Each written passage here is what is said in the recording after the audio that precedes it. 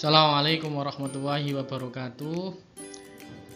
Alhamdulillah, pada hari ini kita masih diberikan Allah Subhanahu wa taala berupa kesehatan, sehingga pada hari ini kita bisa bertatap muka untuk kembali belajar bersama-sama, yakni dengan mata pelajaran IPS. Temanya atau judul pada hari ini adalah perdagangan internasional. Sebelum pembelajaran ini, alangkah lebih baiknya mari kita berdoa bersama-sama. Mudah-mudahan Allah Subhanahu wa taala memberikan keberkahan ilmu yang kita peroleh.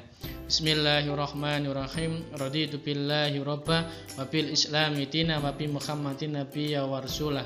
Rabbi zidni ilmah warzuqni fama waj'alni min ibadika sholihin. Amin. Amin ya rabbal alamin. Ya, anak-anak, karena pada hari ini kita akan membahas tentang perdagangan, maka slide yang pertama kali Pak Farid tunjukkan adalah semangat berdagang.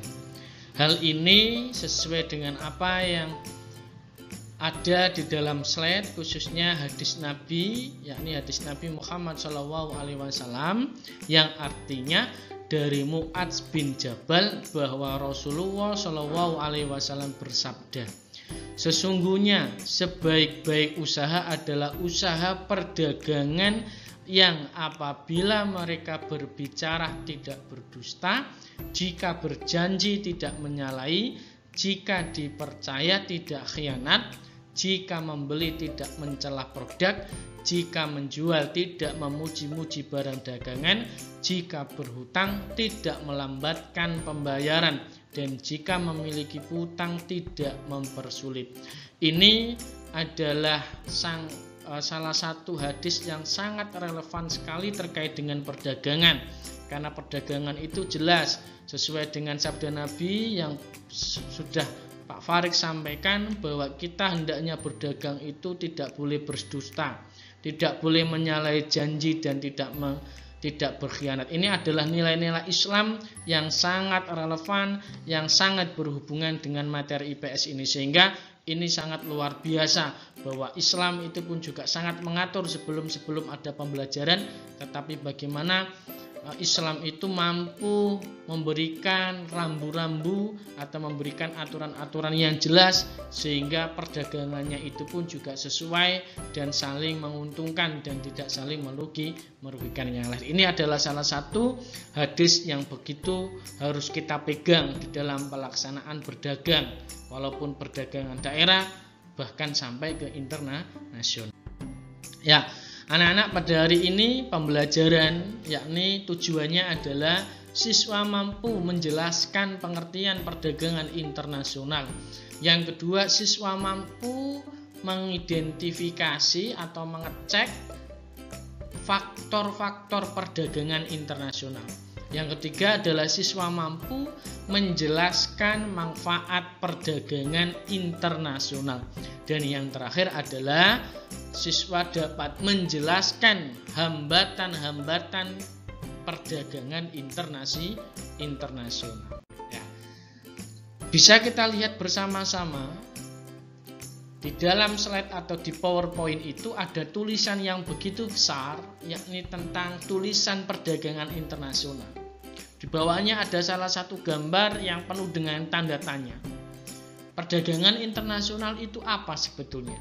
Maka mari kita sama-sama belajar bersama terkait dengan perdagangan internasional. Maka secara tidak langsung anak-anak, bahwa perdagangan internasional itu yakni proses pertukaran barang atau jasa antar dua negara atau lebih dengan tujuan untuk memperoleh keuntungan.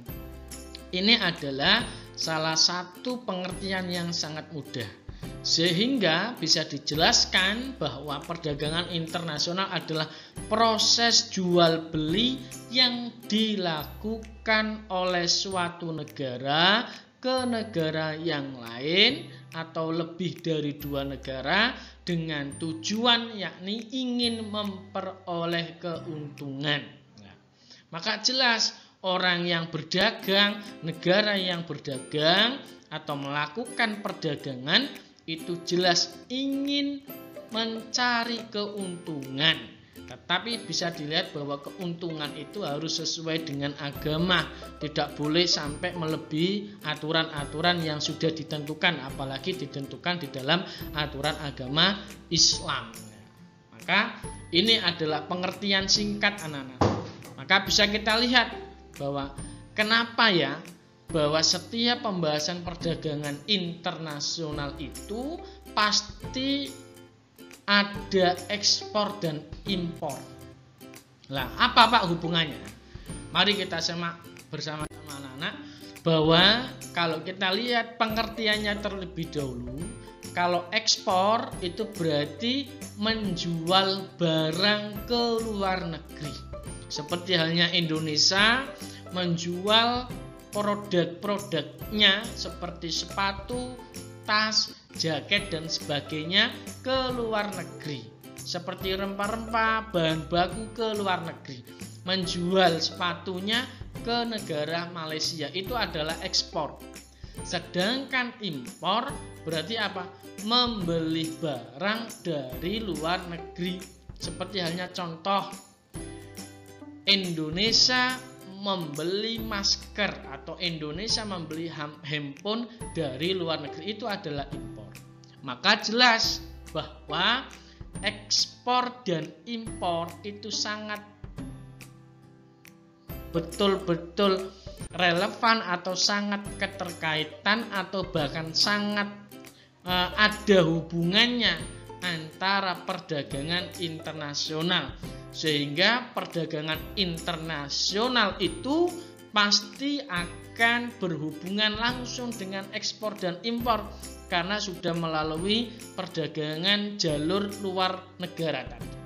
Seandainya perdagangan dalam negeri, maka tidak akan ditemukan dalam bidang ekspor dan impor karena memang khusus. Jadi impor dan ekspor ini adalah khusus terkait dengan penjualan atau pembelian dari negara luar. Maka selanjutnya anak-anak, apa perbedaannya? Sebelum kita membahas lebih rinci lagi terkait dengan perdagangan internasional, maka di sini Pak Farid akan menyampaikan terkait dengan perbedaan perdagangan dalam negeri dan perdagangan dalam atau di internasional atau perdagangan internasional. Maka yang pertama kalau kita lihat perdagangan dalam negeri yaitu kegiatan di wilayah suatu negara. Seperti di Malang berdagang atau berjualan atau memberikan atau mempunyai produk dijual di luar daerah, itu masih dalam lingkup dalam negeri. Sedangkan kalau perdagangan internasional berarti cakupan proses penjualan produknya itu sudah dilakukan antar negara. Sedangkan yang kedua, bahwa perdagangan dalam negeri itu meliputi pembeli atau penjual berinteraksi secara langsung. Nah, bisa kita lihat kalau sekarang sistemnya atau sudah berbasis IT yang luar biasa, berbasis kecanggihan sehingga bisa melalui pengiriman paket dan sebagainya, melalui Gojek, Shopee, Tokopedia dan sebagainya itu bisa dilakukan, tetapi pasti akan ada kurir atau jasa pengiriman sehingga tetap walaupun pembayarannya itu melalui cash, melalui online, pemesanan melalui online, tetapi dalam prosesnya pun juga ketika memberikan barang tersebut pasti akan ada jasa kurir seperti JNT, JNE dan POS. Nah, ini luar biasa. Sehingga itu tetap dalam skala dalam negeri. Sedangkan perdagangan internasional itu pembeli atau penjual tidak berinteraksi secara langsung. Yang selanjutnya adalah kalau di dalam perdagangan dalam negeri itu kualitas barang bervariasi, sangat beragam. Sedangkan perdagangan internasional itu kualitas barang mengikuti standar internasional. Sehingga kualitas barang kalau sudah skala nasional, kalau sudah tingkatan nasional, tingkatan internasional itu sudah sangat betul-betul diperhatikan. Sehingga ketika kualitasnya jelek, maka itu akan menjadi cerminan bahwa negara tersebut tidak berhasil. Nah, sedangkan bisa kita lihat bahwa selanjutnya kalau perdagangan dalam negeri itu tidak ada biaya masuk atau pajaknya. Sedangkan kalau perdagangan internasional itu ada biaya masuknya atau pajaknya. Kalau biasanya kita ada biaya cukainya. Jadi barang-barang yang dari luar negeri masuk ke Indonesia itu akan ada dicek lagi di bandara, yakni melalui biaya cukai atau biaya masuk tadi. Maka ini adalah perbedaan antara perdagangan dalam negeri dengan perdagangan internasional. Selanjutnya anak-anak, kita membahas lagi yakni tentang faktor pendorong perdagangan internasional. Yang pertama yang bisa kita lihat bahwa adanya dorongan untuk melakukan perdagangan ini ada perbedaan sumber daya alam dan sumber daya manusia. Dari dua perbedaan itu akan mengalami perubahan-perubahan di dalam suatu negara yang satu dengan negara yang lain. Misalnya bisa kita lihat bahwa sumber daya manusia, teknologi yang ada di Indonesia dengan teknologi atau sumber daya alam yang ada di Jepang itu sangat berbeda. Kalau kita lihat Jepang negara maju dengan produksi atau produk-produknya yang luar biasa seperti hanya mobil, sepeda motor. Sedangkan Indonesia sumber daya manusianya ketika ingin meniru Jepang maka secara tidak langsung memang masih belum. Nah, sehingga faktor itulah yang menyebabkan ketika perbedaan sumber daya manusia antara Jepang dan Indonesia, karena Indonesia masih belum mampu menghasilkan produk-produk yang luar biasa itu, maka Indonesia membeli atau mengimpor produk-produk Jepang ya seperti sepeda motor, mobil dan sebagainya. Nah, sama ketika SDM-nya ada di Jepang namun sumber daya alamnya tidak melimpah seperti halnya di Indonesia, maka Jepang itu juga mengimpor sumber daya alam yang ada di Indonesia untuk dibawa ke Jepang. Ini adalah salah satu faktor pendorong, yakni perbedaan sumber daya alam, dan yang kedua adalah sumber daya manusia. Selanjutnya adalah perbedaan ilmu pengetahuan dan teknologi serta budaya suatu bangsa. Ini yang menyebabkan adanya perdagangan internasional. Ketika iptek itu tidak begitu bagus di suatu negara, maka dia bisa membeli produk di negara yang lain seperti membeli produk HP, produk laptop. Nah, ini rata-rata memang luar negeri seperti produknya Amerika, Apple, produknya Samsung atau yang ada di Korea. Ini adalah perbedaan iptek suatu negara yang menyebabkan adanya pendorong dalam proses perdagangan internasional. Sedangkan selanjutnya yakni perbedaan harga barang, upah dan biaya produksi. Inilah yang menyebabkan adanya pendorong terkait dengan proses perdagangan internasional. Ketika harga barangnya lebih mahal, lebih murah, rata-rata mesti lebih murah, sehingga mereka menginginkan untuk membeli produk dari luar negeri. Biaya produksinya lebih murah di sana, kita membeli produk luar negeri. Ini rata-rata seperti itu. Tetapi proses perdagangan internasional ini pun juga harus betul-betul diperhatikan terkait dengan perdagangan dalam negeri. Ketika perdagangan dalam negeri ini bagus, ini pun juga akan meningkatkan perekonomian. Kalau seringkali melakukan perdagangan internasional atau membeli barang-barang produk dari luar negeri terus, maka perekonomian di suatu negara itu akan semakin anjlok. Kenapa? Karena tidak bisa menghargai produk Indonesia. Makanya kenapa ada jargon, yakni cintailah produk-produk Indonesia. Ini sebagai salah satu untuk meningkatkan kualitas dalam proses produksi di Indonesia. Selanjutnya anak-anak, dari faktor pendorong kita menuju tentang manfaat perdagangan internasional. Ini banyak sekali anak-anak manfaatnya. Yang pertama adalah setiap negara dapat memenuhi kebutuhan barang dan jasa. Ini jelas ya. Ketika di suatu negara itu tidak ada barang yang diinginkan karena tidak ada produk yang ada di negara tersebut, maka negara itu bisa mengimpor barang yang sesuai dengan keinginan. Yang kedua, setiap negara dapat menciptakan spesialisasi produk yang tidak dimiliki oleh negara yang lain. Ini maksudnya apa, Pak? Ya, contohnya Jepang mempunyai spesifikasi atau spesialisasi dalam bentuk kendaraan-kendaraan transportasi yang tidak dimiliki oleh negara yang lain. Seperti halnya Indonesia mempunyai spesialisasi dalam produk sumber daya alamnya yang tidak dimiliki orang lain. Itu yang menyebabkan adanya manfaat, sehingga ketika produk Indonesia tidak dimiliki oleh negara lain, sedangkan negara lain tidak mampu seperti halnya yang dilakukan oleh Indonesia, maka secara otomatis negara tersebut pasti akan membeli barang ke Indonesia.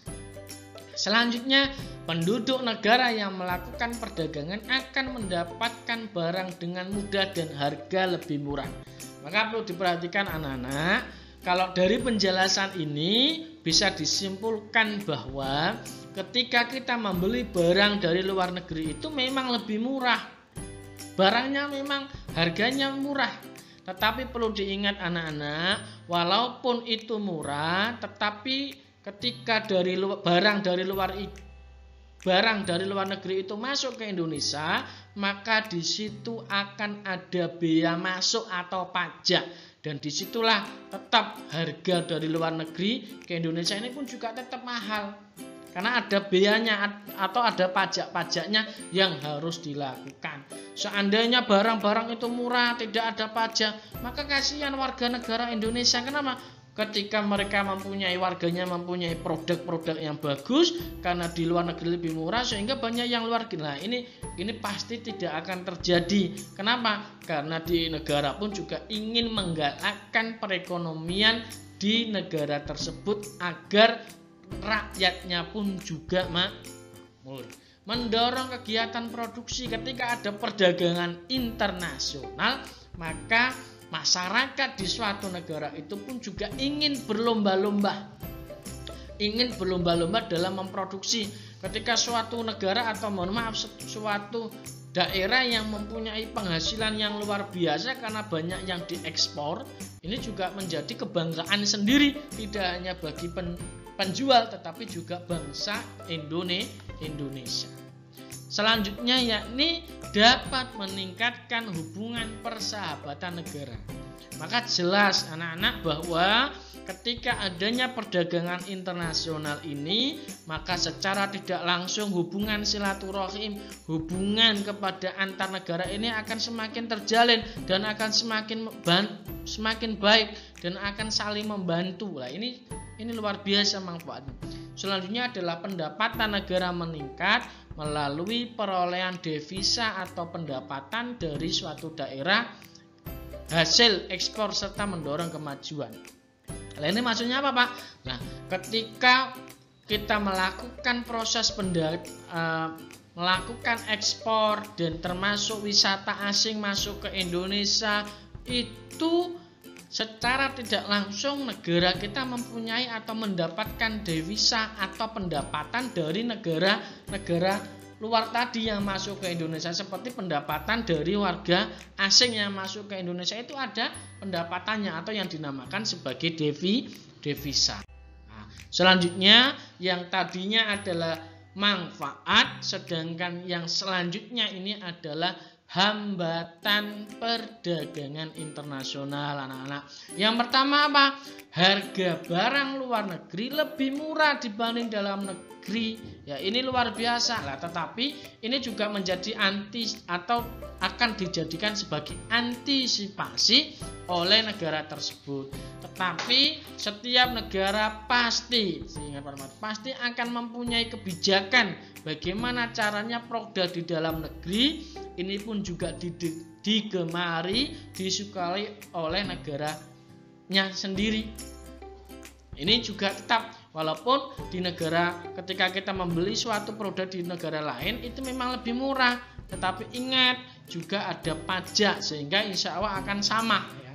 Maka semua pemerintah itu pasti akan menggalakkan perekonomian dalam negeri, yakni ingin masyarakat itu kreatif, mempunyai produk sendiri sehingga bisa menjamin kehidupan yang lebih makmur. Yang selanjutnya adalah biaya masuk tinggi. Bisa diperhatikan anak, ketika harga barang dari luar negeri itu murah, maka di situ ingat ada biaya masuk tinggi. Ini sebagai salah satu rem bahwa kalau daripada beli di luar negeri, mending kita membeli di dalam negeri yang juga mempunyai kualitas yang bagus. Selanjutnya adalah adanya proteksi, adanya kuota, adanya politik dumping. Apa itu proteksi, kuota, dan politik dumping? Maka Pak Farid jelaskan bahwa proteksi itu adalah kebijakan untuk melindungi produk dalam negeri. Lah ini yang Pak Farid sampaikan bahwa ada proteksi ini sebagai salah satu agar negara itu tidak terlalu berlebih atau tidak terlalu berlebihan dalam membeli produk-produk di luar negeri. Nanti akan kasihan sama orang-orang yang ada di dalam negeri itu yang mempunyai usaha-usaha tidak laku karena lebih banyak beralih ke luar negeri, sehingga pasti pemerintah itu melakukan kebijakan proteksi untuk bisa mengatur jalannya perekonomian. Ekspor ya ada, tetapi tidak terlalu banyak. Ekspor ini kita galakkan, ekspor ini yang harus banyak. Tetapi ketika impor, ketika kita membeli barang dari luar negeri itu diupayakan tidak terlalu banyak. Selanjutnya adalah kuota, adalah kebijakan membatasi ekspor dan impor. Ini ada pembatasan ekspornya, kalau bisa memang semakin banyak yang diekspor, tetapi juga harus ada batasan. Apalagi impor impor ini harus tambah lebih. Kalau misalnya tambah anjlok, nah ini juga akan menjadikan masalah di suatu negara itu. Selanjutnya adalah politik dumping, yaitu kebijakan menjual barang di luar negeri lebih murah daripada di dalam negeri. Jadi ini politik dumping ini yang dulunya memang diterapkan oleh negara Jepang. Jadi kebijakan menjual barang di luar negeri itu lebih murah daripada di dalam negeri. Ini apa? Menggalakkan ekspor, sehingga devisa negara tersebut akan lebih banyak. Ini ada yang seperti itu, ya pasti ada positif dan ada negatifnya, atau ada keuntungan yang didapat, tapi juga ada sisi negatifnya ya. Ini politik dumping. Ya, anak-anak bisa dilihat ini adalah tugas IPS yang harus kalian lakukan ya. Jadi materinya yang tadi mulai dari hakikat atau pengertian perdagangan internasional sampai hambatan itu adalah salah satu rangkaian yang ada di perdagangan internasional, sehingga insya Allah Pak Farid yakin anak-anak akan paham terkait dengan proses atau perdagangan internasional. Maka silakan tugas IPS ini bisa dikerjakan dengan baik, yakni bagaimana cara pengusaha lokal seperti usaha keramik Dinoyo yang ada di sekitar kita itu, yang ada di Kota Malang itu, yang ada di Kelurahan Dinoyo, mampu menembus pasar internasional sehingga dapat terjadinya ekspor ke luar negeri yang dapat membantu devisa negara. Silakan anak-anak bisa dikerjakan satu soal, tapi mudah-mudahan bermanfaat. Silakan jangan lupa sebelum mengerjakan ucapkan basmalah. Itu yang perlu Pak Farid sampaikan. Terima kasih dan semoga bermanfaat anak-anak. Mudah-mudahan bisa dilaksanakan dengan baik. Ingat apa yang disampaikan oleh sabda Nabi tadi, bahwa kita harus betul-betul jujur, tidak khianat dan sebagainya. Mari kita baca doa bersama-sama. Bismillahirrahmanirrahim. Subhanakallahumma bihamdika asyhadu an la ilaha illa anta astaghfiruka wa atubu ilaik. Sekian, selamat mengerjakan dengan baik. Assalamualaikum warahmatullahi wabarakatuh.